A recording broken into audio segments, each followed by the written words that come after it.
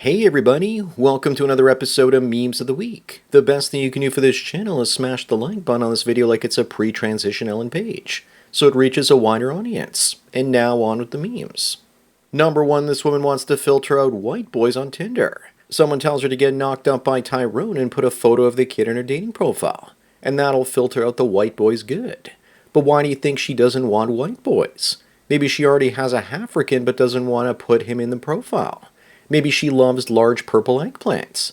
Maybe she's racist and was taught to hate her own race. She should go date a magnet because there would definitely be an attraction.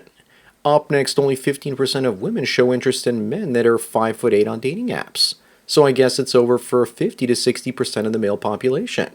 Maybe only 15% of men should only date women who are 150 pounds or less. If they have preferences, then so can we. It's also a good thing that the dating apps are dying.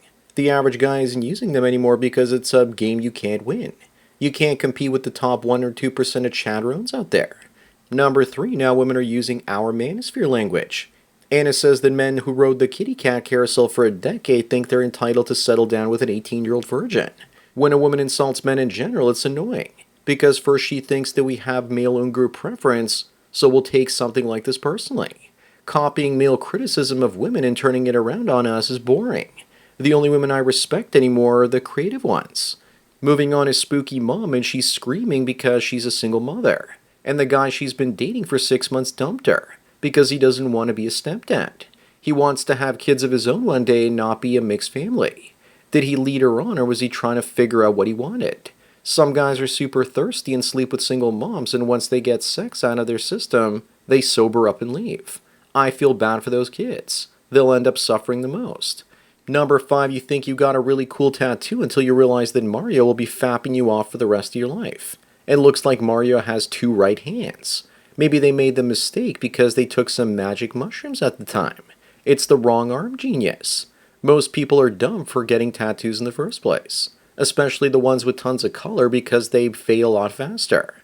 The person getting this turned himself into a walking ad for Nintendo. Up next, for women wanting kids sooner is better because 90% of women's eggs are gone by the age of 30. No eggs, empty egg carton. Looks like feminism has made women think that they can hit snooze on their biological clocks. Women are too busy riding the rooster roller coaster and getting educated to have kids these days. Aborted fetuses also have millions of eggs. Looks like men will have plenty of material to have sons one day using artificial wombs in the future. Number 7, London falls out of the top 5 wealthiest cities in the world as millionaires flee the capital. Soon it'll be full of nothing but poor Jeets and Mohammeds. You don't need to be a millionaire to flee London. You just need a room temperature IQ. Soon it's going to become the United Kingdom of Islam.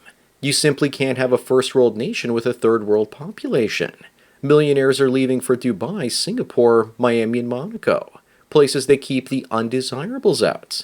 Moving on, if you thought that was bad, well, Muslims in the UK are now going on social media calling for a ban on dogs. Now I understand why in Eastern Europe they just let stray dogs wander everywhere.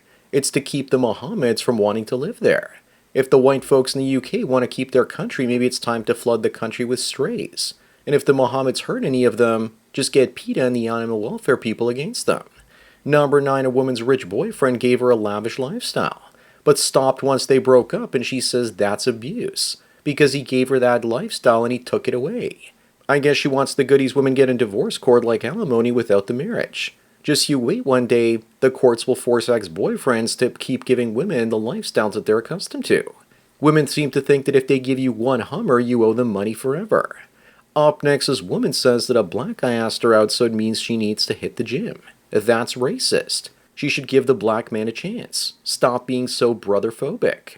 I love how this story is unintentionally funny, and I guess she learned her lesson. Hopefully asked her out in front of her friends and coworkers and embarrassed her further. Looks like you better slim down, baby. Number 11, maybe that woman would have changed her mind if an ancient Greek guy asked her out. Don't you know that apparently the original Greeks were black? We was Spartans and shit. The delusions keep getting worse and worse. I think the better question to ask at this point is, what civilization wasn't built by black people? I'm still waiting for a plot twist where all the unsuccessful African tribes were all originally white folks. Moving on, we have another one. This woman says that her daughter was born in January and they're a package deal, and she's ready to settle down at 20. I have a strange question. What's the background of the father? She's probably just hoping that her daughter becomes another Doja Cat. Until all cucks and simps stop falling for bait like this will continue. She's ready to settle down. Beta males rejoice because your time has finally come. Number 13, I think I found one of those betas. He's a Somali migrant and he allegedly tried raping a woman in labor in a Roman hospital. Somalia is literally a failed state, and what do you think Somalis are going to do to Rome? It'll no longer be the eternal city once they're done with it. I like how this story says allegedly. It's not like someone invented a new crime just to be anti-immigrant. He was just trying to culturally enrich that baby in her belly before it came out. Up next, looks like even in space, women can't help but do the meme.